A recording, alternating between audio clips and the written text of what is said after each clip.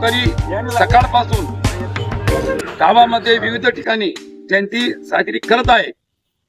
त्या निमित्ताने मी आज स्वतः, माझी मुलगी या प्रभागाची नगरसेविका आहे, त्यामुळे मी आज राष्ट्रमाता देवी अहिल्याबाई होळकर यांच्या आज मी तिथं त्यांना अर्पण केलं मी सर्वांच्या समोर।